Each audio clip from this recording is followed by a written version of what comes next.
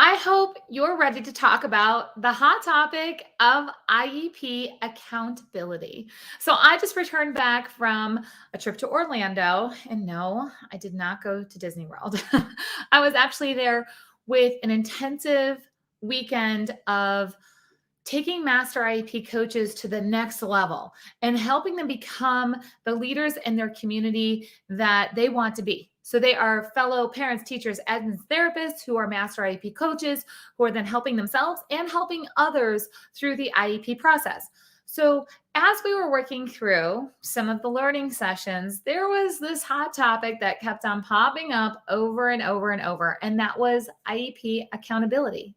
That was who is supposed to be doing what. I mean, we should know, right? If you sit at an IEP table, we can never assume that we know who is doing what.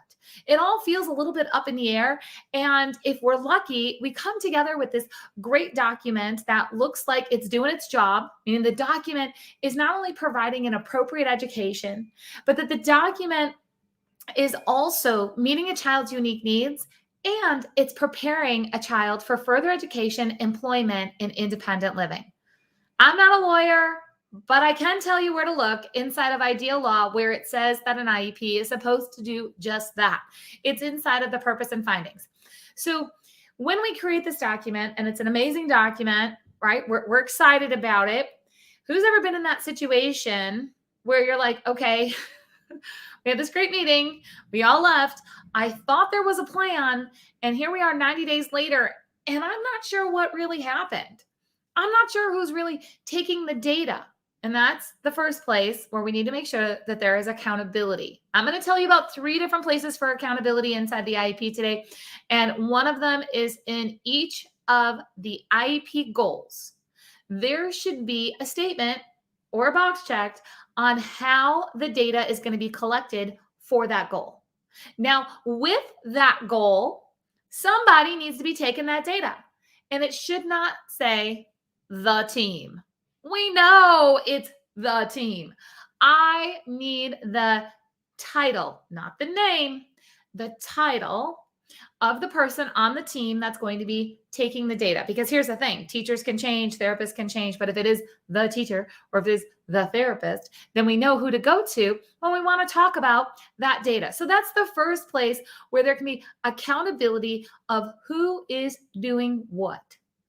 The second place, if you were busting out your IEP here and we were sitting at Starbucks having a cup of coffee, I'd say, if you were saying, I don't know who's supposed to be doing what, and say, okay, what are you worried about? We'd be looking at the goals, say, okay, well, has the teacher talked to you about this data, or has the therapist talked to you about this data? And if you are one of the team members watching this, that's a great area to double check and make sure that the IEP goals have accountability in them of who's taking the data. The second place that you want to make sure that there is accountability is on the service page. So every IEP has a service page where it's going to lay out, where there's going to be speech therapy or occupational therapy or resource room time. And sometimes there are services listed that we're not sure exactly who's going to be doing them. Like sometimes I've seen things like inclusion minutes. Who's doing it? Who's making sure that everything's done for inclusion? Who's going to make sure that that inclusion time is facilitated the way that it's supposed to be?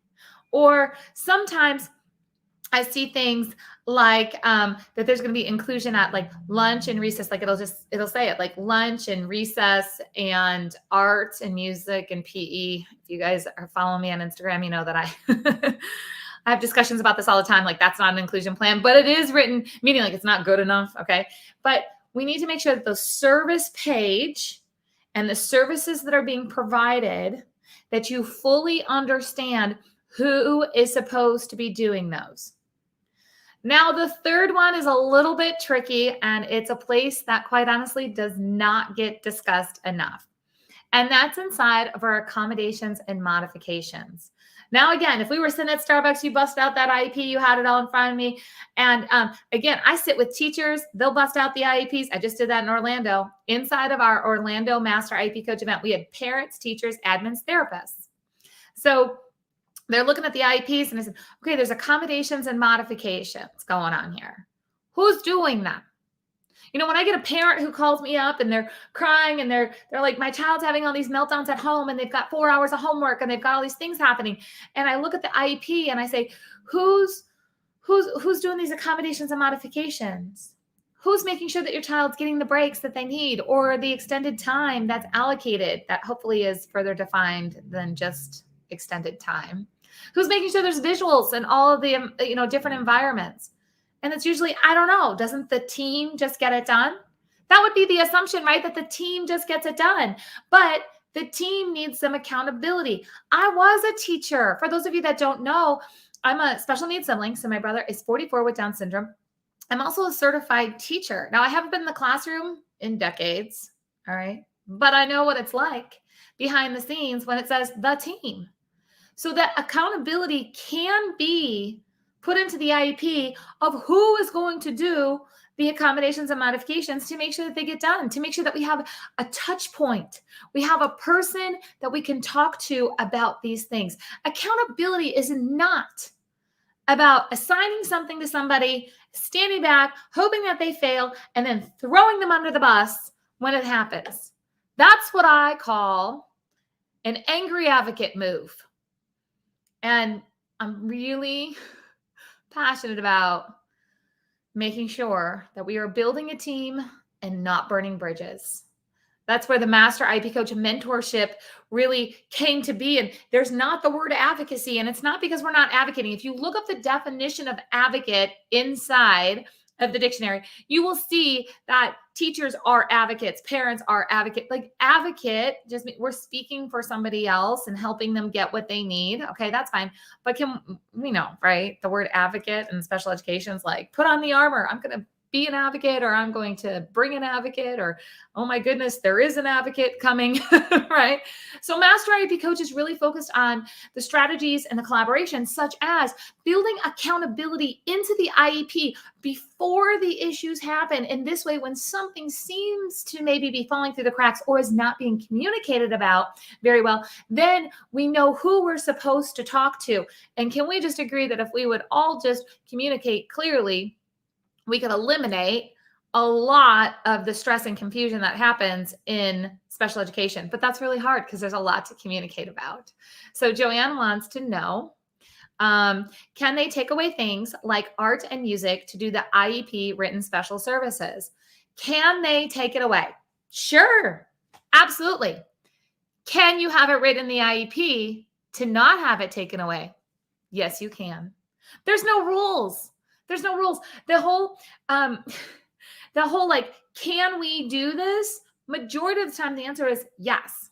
It is, do you want to do that? Or if it is happening, what should we do differently? But there's not as much restriction in the law as many people think. So can they take away things? Yes, they can. Should they take them away? I don't know. Some kids don't like art or music, and that would be a great time to do speech therapy, okay? But some kids really need that time in their day, and it would not be appropriate to remove that service due to them then not experiencing the same education as their same age peers. I just gave you some really clear language there. So that's the education jargon that we would use to make sure the child is able to fully access their school curriculum, including things like art and music. So you absolutely can have that put into the IEP. I want to make sure that you guys know that you can find out about the next Master IEP Coach mentorship that's happening. In fact, enrollment's open now because you can start becoming a Master IEP Coach self-paced right now, 100% online.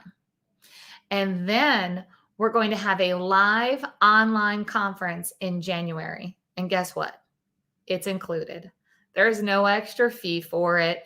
If you enroll to become a Master IEP Coach and you get started now, when conference rolls around, online conference rolls around in January, you automatically get to come on in. All right. So this is a great time to start to become a Master IEP Coach. Go at your own pace. And then we're going to kick off the new year together.